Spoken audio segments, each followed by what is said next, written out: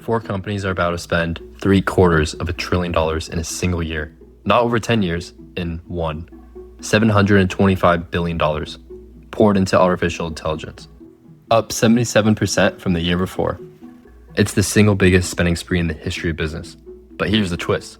The companies spending all that money might not be the ones who win. Because in a gold rush, the people who get rich aren't the miners. They're the ones selling the shovels. Let me show you who's really cleaning up. And don't think this doesn't touch you. If you've got money in an index fund or a 401k, you already own a piece of this bet. Start with the spending first, because the scale is the story. In 2026, just 4 companies, Amazon, Microsoft, Google, and Meta, are on track to spend around $725 billion building out AI. Data centers, chips, power, the whole machine. Let that sink in. Amazon is aiming for roughly $200 billion, Microsoft around $190, Google about $185, Meta somewhere between $125 and $145. And that total is up about 77% in a single year. They nearly doubled it in 12 months. That isn't a budget line anymore. It's an arms race, and it's still accelerating. Analysts at Evercore and Bank of America now think the same group blows past $1 trillion in 2027. The number that sounds insane this year is next year's warm-up.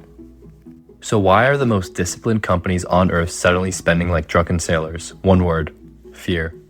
Every one of them is terrified of being the next blockbuster. The giant that saw the future coming had the chance to act and froze.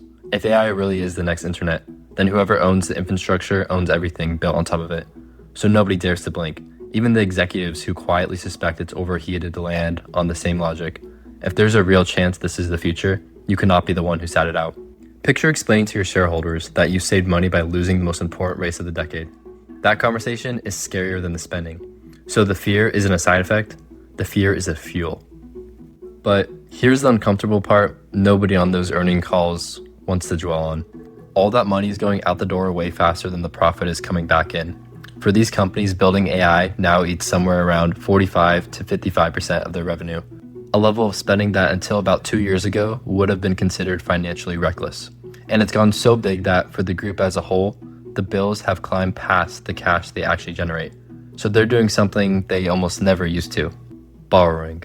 Big tech took on over $100 billion of debt last year alone, with some forecasts calling for more than $1 trillion of AI-related debt over the next few years.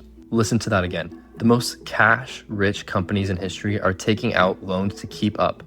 That's not what confidence looks like. That's what a bet looks like. A massive bet that the returns show up later. And here's the kicker. Part of that ballooning bill isn't even buying more, it's just paying more. Microsoft alone blamed about $25 billion of its budget on the soaring price of memory and chips. When your inputs cost that much more, you're spending record amounts just to stand still.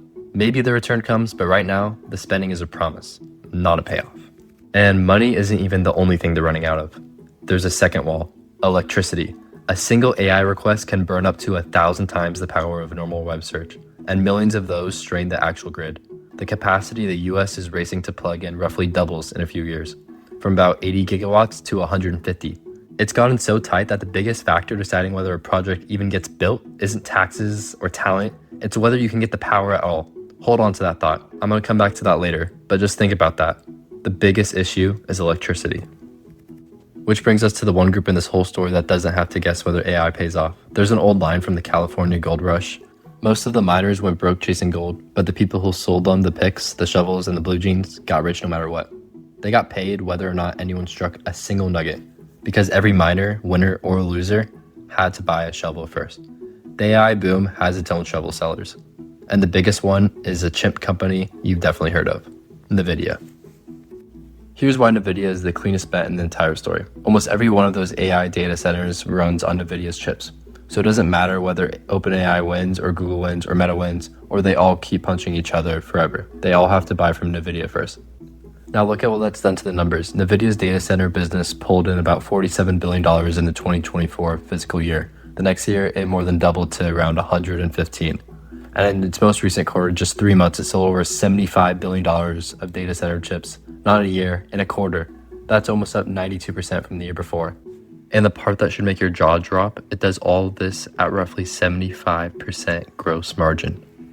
Meaning on a chip it sells for $1, about 75 cents is gross profit. The miners are gambling their futures, the shovel seller is printing money, at the highest margins in the business. But hold on. Buried in those record numbers is a detail that has a lot of very smart people whispering in one word: bubble. I'll get to that in a second. First, the rest of the shovel aisle. And here's what most people miss. It's not just Nvidia. Once you see the power, the whole picks and shovels layer lights up. Take Marvell, a networking chip company most people have never heard of. In June, Nvidia's own CEO stood on stage and called it the next trillion-dollar company, and the stock jumped 32% in a single day, its biggest move ever, on one sentence from one guy. Then there's TSMC, the single complex in Taiwan that makes the most advanced chips on Earth. Without it, none of this exists. There are power and utility companies feeding all the electricity, and the AI landlords, like CoreWeave, that buy the chips and rent them out by the hour. The miners get the magazine covers. The shovel aisle quietly gets the money. Now, here's the part that makes some very smart people deeply nervous. A lot of this money is moving in a circle. Nvidia doesn't just sell chips, it invests billions into the very companies that then turn around and buy its chips. This year alone, it put more than $40 billion into at least 7 different AI companies. Its single biggest check, $30 billion, went to OpenAI, which is one of the largest buyers of Nvidia chips on the planet. It put $2 billion into CoreWeave, and that one deal is a tidy little loop all by itself. Nvidia owns a piece of CoreWeave. CoreWeave borrows against its Nvidia chips to buy more Nvidia chips, and Nvidia has even agreed to rent back any capacity CoreWeave can't sell all the way out to 2032. It even put $2 billion into Marvell. The company is just crowned on stage. So the same dollar can leave Nvidia as investment and come right back as revenue. And when that happens, those record sales start to look a little less like pure customer demand and a little more like a loop quietly feeding itself. If that gives you deja vu, it should. It's almost exactly like the vendor financing trick that companies used right before the dot-com crash to make demand look bigger than it really was. Comment down below what you guys think. Is this the dawn of something enormous or a bubble inflating in plain sight? Here's the honest answer. It's just too early to know. And anyone who tells you that they're certain is selling you something. If AI delivers, this $700 billion will look cheap in hindsight. The bargain of the century. If it doesn't, we'll talk about it the way we talked about the dot-com fiber glut. Billions poured into infrastructure the world wasn't ready to use. But notice the one thing that's true in both of these endings. The shovel sellers already got paid. The miners are still down in the hole, digging, hoping. The risk is theirs. The money so far is Nvidia's. That's not a prediction about AI. It's just where the cash actually went.